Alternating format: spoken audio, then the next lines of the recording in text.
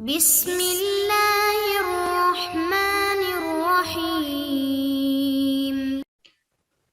بسم اللہ الرحمن الرحیم۔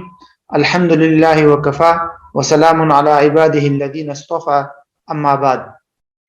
محترم ناظرین، دروس فقہ المعاملات المالیہ کا جو سلسلہ ہم نے شروع کیا تھا، اس سلسلے کی اب تک کی نشستوں کا تعلق ہمارے پہلے موضوع کے ساتھ تھا، جو ہے بیوع اور خرید و فروخت کے اصول و ضوابط۔ آج جو کی نشست ہے، نشست نمبر 37، اس کا تعلق بھی انہی ممنوع معاملات اور ممنوع صورتوں سے متعلق ہے۔ جیسے میں نے پہلے عرض کیا تھا گزشتہ نشست کے اندر کہ فقہا کچھ ممنوع صورتوں کا تذکرہ کرتے ہیں، ان کو ہم ایک چند پوائنٹس کے اندر جمع کر کے ان کا مختصر سا تعارف اور ان کا بنیادی شرعی حکم آپ کے سامنے انشاءاللہ عرض کریں گے۔ تو اس سلسلے میں ہم نے تقریباً 7 صورتوں کو جمع کیا تھا، اور پہلی 4 صورتوں کو ہم نے نشست نمبر 36 یعنی گزشتہ نشست میں دیکھ لیا تھا: بیع الحصات، ملامسہ، منابذہ اور مزابنہ۔ آج ہم نمبر 5، 6 اور 7 یعنی آخری 3 صورتوں کو دیکھتے ہیں: محاقلہ، مجازفہ اور صفقہ فی صفقہ، کہ اس کا کیا مفہوم ہے، شرعی طور پر اس کی کہیں گنجائش ہے یا نہیں، اور اس کا شرعی حکم کیا ہے۔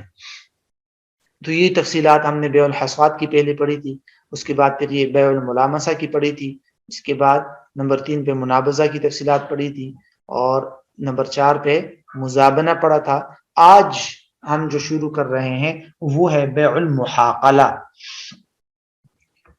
بیع المحاقلہ یہ بھی باب مفاعلہ کا مصدر ہے، اور یہ حقل سے بنا ہے۔ یہ لفظ محاقلہ کے اصل مادہ اور روٹ جو ہے عربک میں وہ ہے ہا، قاف اور لام۔ حقلہ اس کا مادہ اور حروف اصلیہ ہے، جس کے لغوی معنی جو ہے وہ کھیت کے آتے ہیں، کھیت۔ اصطلاحی مفہوم میں علماء نے اس کے مختلف مفاہیم بیان کیے ہیں، لیکن جو سب سے زیادہ راجح مفہوم ہے وہ یہ ہے کہ محاقلہ اور مزابنہ جو ابھی پیچھے ہم نے پڑھا تھا، یہ دونوں تقریباً ایک ہی صورتیں ہیں، لیکن دونوں میں تھوڑا سا فرق ہے۔ وہ یہ کہ مزابنہ میں جیسے ہم نے گزشتہ کلاس میں پڑھا تھا کہ مزابنہ کے اندر دونوں طرف کھجوریں ہوتی ہیں، یعنی ایک طرف کٹی ہوئی کھجور ہوتی ہے اور دوسری طرف درختوں پر لگی ہوئی کھجور ہوتی ہے، اور دونوں کا تبادلہ ہوتا ہے اندازے کے ساتھ، اور جس کو ہم نے کہا تھا کہ احادیث میں بھی منع کیا گیا ہے اور اس میں سود لازم آتا ہے، اس لیے اس کو منع کیا گیا ہے۔ تو وہ تو مزابنہ کی حقیقت تھی۔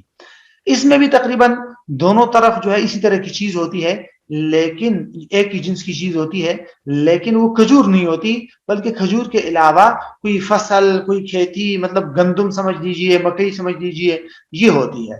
تو اس کو آپ یوں کہہ سکتے ہیں کہ مثلاً گندم کے جو دانے ہیں ابھی خوشوں میں لگے ہوئے ہیں اور ابھی تک وہ بالیوں میں ہیں اور فصل میں لگے ہوئے ہیں، ان کو آپ فروخت کر رہے ہیں ایسی گندم کے بدلے میں جو کٹی ہوئی ہے، پکی کٹی ہوئی کھجور ہے باہر صاف ستھری، اس کے بدلے میں آپ بیچ رہے ہیں، اور دونوں طرف کی گندم کی مقدار معلوم نہ ہو یا کسی ایک طرف گندم کی مقدار معلوم نہ ہو، تو ایسی صورت میں یہ جائز نہیں ہے۔ وجہ اس کی ظاہر ہے کہ ایک تو باقاعدہ جیسے میں نے آپ کو عرض کیا تھا احادیث میں بھی اس محاقلہ کا لفظ آیا ہے کہ منع کیا گیا آپ صلی اللہ علیہ وسلم نے، اور دوسری بنیادی وجہ یہی ہے کہ جب دونوں طرف کی جنس ایک ہے تو وہاں پر کنفرم طور پر یہ ضروری ہے کہ بھئی دونوں طرف کی چیز کی مقدار معلوم ہو اور برابر سرابر ہو۔ اگر اندازے کے ساتھ آپ بیچیں گے تو کمی بیشی آئے گی اور اس سے سود لازم آئے گا۔ یہی وجہ ہے کہ یہ صورت جائز نہیں ہے۔ تو محاقلہ جی صورت ہے، اس میں سود کا چونکہ اندیشہ ہے، اسی لیے علماء نے اس کو ممنوع لکھا ہے اور یہ شرعاً جائز نہیں ہے۔ تو یہ ہے بنیادی طور پر 5ویں صورت بیع المحاقلہ۔ 6ٹھی صورت جو ہے جس کو کہتے ہیں بیع المجازفہ۔ مجازفہ جزاف، اس کے معنی آتے ہیں اندازہ لگانا۔ لغوی طور پر اس کا مطلب ہوتا ہے اندازہ لگانا، گمان کرنا، کوئی بھی اندازہ لگا دینا۔ فقہ میں اس کی تعریف یوں کی جاتی ہے کہ خرید و فروخت کا ایسا معاملہ جس میں جو چیز بیچی جا رہی ہے وہ اس کی متعین کوانٹٹی اور مقدار معلوم نہ ہو، بلکہ اندازے کی بنیاد پر چیز کو بیچا جائے۔ اندازے کی بنیاد پر کیا کیا جائے؟ چیز کو بیچا جائے، یعنی اشیاء کی خرید و فروخت اس طرح کی جائے کہ مبیع کی مقدار متعین طور پر معلوم نہ ہو، بلکہ محض اندازے کی بنیاد پر بیچی جائے۔ اسی لیے علماء اس کی آسان الفاظ میں اس کی یوں تعریف کرتے ہیں، بیع مجموع بلا تقدیر، بیع مجموع بلا تقدیر، کہ اشیاء کے مجموعے کو اندازے کے ساتھ فروخت کرنا۔ اب اس صورت کو علماء نے اس صورت میں منع ہے جب دونوں طرف کی چیزوں کی جنس ایک ہو، جیسے پیچھے ہم نے پڑھا نا بیع المحاقلہ میں دونوں طرف ایک گندم ہو، یا مزابنہ میں جس میں دونوں طرف جو ہے وہ کھجور ہو، تو ایک ہی جنس ہوگی اور اندازے کے ساتھ آپ بیچیں گے تو وہاں کمی بیشی کا اندیشہ ہے تو سود لازم آئے گا، اس لیے جائز نہیں ہے۔ لیکن علماء نے لکھا ہے کہ اندازے کے ساتھ دیگر چیزوں کو آپ فروخت کر سکتے ہیں۔ مثلا میرے پاس گندم کے ڈھیر ہے، میں آپ کو کہتا ہوں 50,000 روپے دے دو، یہ ڈھیر لے لو، مجھے نہیں معلوم کہ کتنے مقدار ہے اس کی، تو پھر تو جائز ہے، کیونکہ دونوں طرف چیز کی جنس ایک نہیں ہے، ایک طرف پیسے ہے اور ایک طرف گندم ہے، تو اس لیے علماء نے لکھا ہے کہ ایسی صورت میں یہ جائز ہے پھر۔ تو اسی لیے کوئی بھی چیز اگر آپ اندازے کے ساتھ بیچیں گے تو اس کے لیے علماء نے چند شرائط لگائی ہے جائز ہونے کے لیے۔ پہلی شرط یہی ہے کہ دونوں طرف کی چیزوں کی جنس ایک نہ ہو، دونوں طرف گندم ہو نہیں، پھر جائز نہیں ہوگا اندازے کے ساتھ بیچنا۔ دونوں طرف مکئی ہے، دونوں طرف چاول ہے، تو بہرحال اگر دونوں طرف چیزوں کی جنس جو ہے وہ ایک ہوگی تو پھر اندازے کے ساتھ بیچنا جائز نہیں ہے، باقاعدہ اس کا وزن اور مقدار معلوم ہونا ضروری ہے۔ دوسری بنیادی شرط یہ ہے کہ بے سلم، جو گزشتہ تفصیلات میں ہم نے پڑھی تھی اس کی تفصیل، اس کے اندر رأس المال جو ہوتا ہے یا قیمت، اس کو اندازے کے ساتھ دینا جائز نہیں ہے، اس کو باقاعدہ اس کی مقدار معلوم ہو کر بتانا ضروری ہے، کیونکہ کبھی کبھی بے سلم ختم ہو جاتی ہے ابھی اور پھر اس قیمت کو واپس کرنا ہوتا ہے، تو اگر اس کا قیمت معلوم نہ ہو مقدار میں تو کتنے قیمت واپس کی جائے؟ تو اس لیے علماء کہتے ہیں کہ اگر بے سلم کرنی ہے جس میں چیز بعد میں ملتی ہے اور قیمت فوراً دی جاتی ہے، تو اگر اس طرح کا بے سلم کرنا پڑ رہا ہے، کوئی شخص کر رہا ہے، تو ایسی صورت میں پھر اس کی قیمت جو ہے وہ اندازے کے ساتھ دینا جائز نہیں ہے کہ بھئی یہ سامنے پڑی ہوئے لے لو، بلکہ اس کی مقدار باقاعدہ متعین کر کے بتانا ضروری ہے۔ تیسری بنیادی شرط یہ ہے کہ جس چیز کو آپ بیچ رہے ہیں اس کی ذات معلوم ہو کم از کم، یا تو وہ نظر آ رہی ہو، آپ اس کی طرف اشارہ کریں کہ یہ جو چیز ہے میں یہ بیچ رہا ہوں، یا اس کا نام لے لے کہ بھئی وہ فلاں گھر میں میرے پاس گندم رکھی ہوئی ہے، میں آپ کو وہ بیچ رہا ہوں، ٹھیک ہے، ایک ڈھیر ہے گندم کا۔ تو بہرحال اگر اس کی جنس بھی مجہور ہو کہ بس میں آپ کو کوئی چیز بیچ رہا ہوں، پھر تو جائز ہی نہیں ہے، صرف مقدار کی بات ہو رہی ہے کہ مقدار معلوم نہ ہو، باقی اس کی ذات اور اس کی جنس وغیرہ معلوم ہو۔ تو یہ تین بنیادی شرائط ہے اندازے کے ساتھ چیز بیچنے کے لیے، اگر یہ شرائط موجود ہو تو ایسی صورت میں پھر جائز ہو جائے گا اس طرح کے اندازے کے ساتھ چیز بیچنا۔ تو یہ ہے بیع المجازفہ کی کچھ تفصیلات اور اس کا خلاصہ۔ اس کے بعد آخری صورت جو ہے اس کو علماء صفقہ فی صفقہ کہتے ہیں۔ صفقہ صاد فا قاف اور آخر میں تھا، اس کے لغوی معنی آتے ہیں ہاتھ پر ہاتھ مارنا، کوئی تالی وغیرہ بجانا یا ہاتھ پہ ہاتھ مارنا۔ لیکن پہلے جو ہے زمانہ جاہلیت میں جب کوئی اس طرح خرید و فروخت کا یا کوئی اور معاملہ کرتا تھا تو ایک دوسرے کے ہاتھ پہ ہاتھ مار لیتے تھے، تو اس لیے بعد میں عقد، کانٹریکٹ اور معاملے کو بھی صفقہ کہا جانے لگا، اسی لیے اب جو ہے وہ صفقہ کو عقد کے معنی میں لیا جاتا ہے۔ صفقہ یعنی عقد، کانٹریکٹ، معاملہ، ٹھیک ہے۔ اب صفقہ فی صفقہ کا کیا مطلب ہو جائے گا؟ ایک معاملے میں دوسرا معاملہ لانا، ایک معاملے کے اندر دوسرا معاملہ لے آنا۔ احادیث میں بیعتان فی بیعتن یا بیعتن فی بیعتن کا لفظ بھی آیا ہے، ٹھیک ہے، لیکن دونوں میں علماء نے فرق بھی بیان کیا ہے۔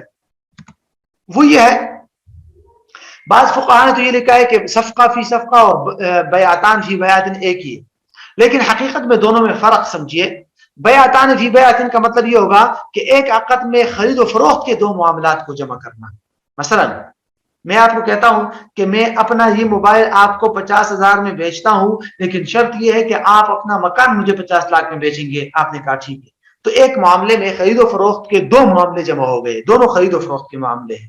میں آپ کو موبائل بیچ رہا ہوں اور اس میں شرط لگا رہا ہوں آپ سے مکان خریدنے کا، ٹھیک ہے، تو یہ معاملہ شرعاً حرام ہے، ناجائز ہے۔ اگر اس طرح ایک خرید و فروخت کے معاملے کو دوسرے خرید و فروخت کے معاملے پر ڈیپینڈ کریں گے، آپ معلق کریں گے، تو یہ شرعاً جائز نہیں ہوگا، اور اس کو کہتے ہیں بیعتان فی بیعتن یا بیعتن فی بیعتن۔ جبکہ صفقہ فی صفقہ کا کیا مطلب ہوتا ہے؟ صفقہ فی صفقہ یہ بیعتان فی بیعتن سے تھوڑا سا مختلف ہے، کہ صفقہ فی صفقہ کا مطلب ہوتا ہے ایک معاملے میں دو معاملات جمع کرنا، یعنی دو معاملات کو ایک دوسرے پر ڈیپینڈ کرنا۔ اب اس کا مفہوم ذرا وسیع ہے۔ اب اس میں یہ بھی ہو سکتا ہے کہ ایک خرید و فروخت کے معاملے کو دوسرے خرید و فروخت کے معاملے پر ڈیپینڈ کرنا، یا ایک خرید و فروخت کے معاملے کو کسی اور معاملے پر ڈیپینڈ کر دینا، معلق کر دینا. تو مطلب دو معاملات کو ایک دوسرے پر معلق کر دینا، ایک دوسرے پر ڈیپینڈ کر دینا، دونوں خرید و فروخت کے معاملے ہو، یا دونوں میں سے ایک خرید و فروخت کا معاملہ ہو دوسرا کوئی اور ہو، یا دونوں معاملے کوئی اور ہو، تو اس کو کہتے ہیں صفقہ فی صفقہ. مثال کے طور پر میں آپ کو کہتا ہوں کہ میں اپنا یہ مکان آپ کو 50 لاکھ میں بیچتا ہوں، لیکن شرط یہ ہے کہ آپ مجھے قرض دیں گے، کچھ پیسے مزید قرض بھی دیں گے. تو یہاں پر کیا ہوا، خرید و فروخت کے اندر قرض کا معاملہ لے آئے ہم. ایک خرید و فروخت کا معاملہ ہے، دوسرا قرض کا، یہ جائز نہیں ہے.